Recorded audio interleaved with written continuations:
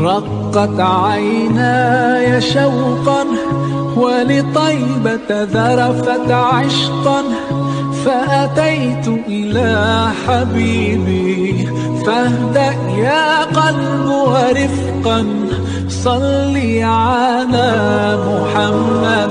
السلام عليك يا رسول الله، السلام عليك يا حبيبي يا نبي الله. நஹ்மதுல்லாஹ் அல்-அலீம் வ நுஸல்லி வ நுஸல்லிமு அலா ரசூலிஹில் கரீம். அம்மா பஅத். அன்பிற்கும் பெருமதிப்பிற்கும் உண்டான பெரியோர்களே, தாய்மார்களே, சகோதர சகோதரிகளே, நாளை நம்மை சந்திக்க இருக்கின்ற ஈதுல் ஃபித்ருடைய பெருநாள் தொழுகையின் தொழுகை முறையை நாம் பார்க்க இருக்கின்றோம். முதலாவதாக ஹனஃபி முறைக்கான தொழுகை முறை.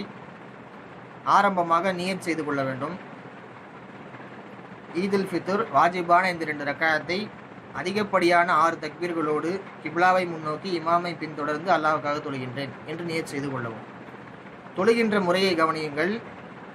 ஆரம்பமாக அல்லாஹு அக்பர் என்று கையை காது வரை உயர்த்தி தக்பீர் கட்டிக்கொள்ள வேண்டும். பிறகு சனா ஓத வேண்டும். அதற்கு பின்பாக முதல் ரக்காயத்தில் அந்த அதிகப்படியான 6 தக்பீர்களில் 3 தக்பீரை சொல்லிவிட வேண்டும். அல்லாஹு அக்பர், கையை விட்டு விட வேண்டும். அல்லாஹு அக்பர் விட்டுறணும்.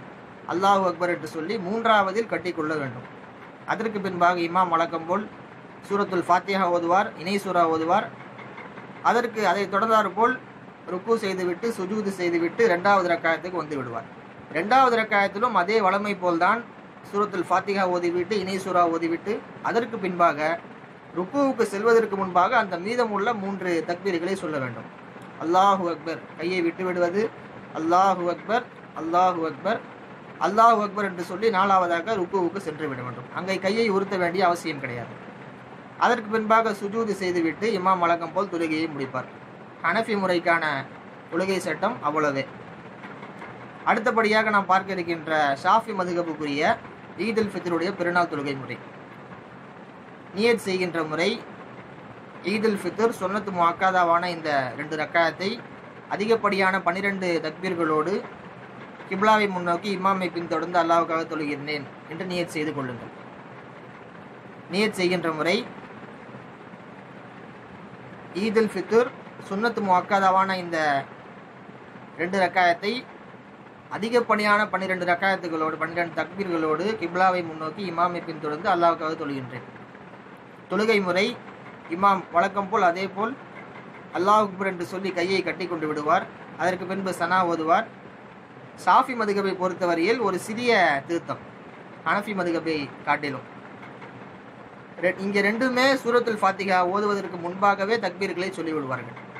இப்போ பாருங்க, ஆரம்பத்தில் இமாம் தக்பீர் சொல்லுவார், சனா ஓதுவார். அதற்கு ஃபாத்திஹா ஓதுவதற்கு முன்பாக 12 தக்பீர்களில் முதல் 7 தக்பீரை சொல்லிவிடுவார். அல்லாஹு அக்பர், கையை கட்டி கொண்டு விட வேண்டும். ஹனஃபில கையை கட்ட தேவையில்ல, கையை விட்டுறணும். ஆனால் ஷாஃபியில் கையை கட்டிடணும். அதுதான் இங்கே முக்கியமாக கவனிக்க வேண்டிய விஷயம். அல்லாஹு அக்பர், அல்லாஹு அக்பர் என்று சொல்லி 7வது தக்பீரில் கையை கட்டி கொண்டு விட வேண்டும். அதற்கு பின்பாக இமாம் சூரத்துல் ஃபாத்திஹா ஓதிவிட்டு இணை சூரா ஓதுவார். ருக்கு செய்துவிட்டு சுஜூது செய்துவிட்டு 2வது ரக்காயத்துக்கு வந்து விட வேண்டும். இங்கே தான் கவனிக்கணும். ஹனஃபில் அப்படி கிடையாது. 2வது ரக்காயத்தில் ஃபாத்திஹா இணை சூரா ஓதிட்டு ருக்குவுக்கு முன்பாக தக்பீர் சொல்லுவார்கள். ஆனால் ஷாஃபியில் 2வது ரக்காயத்தில் ஃபாத்திஹா ஓதுவதற்கு முன்பாகவே அந்த மீதமுள்ள 5 தக்பீர்களை சொல்லிவிடுவார்கள்.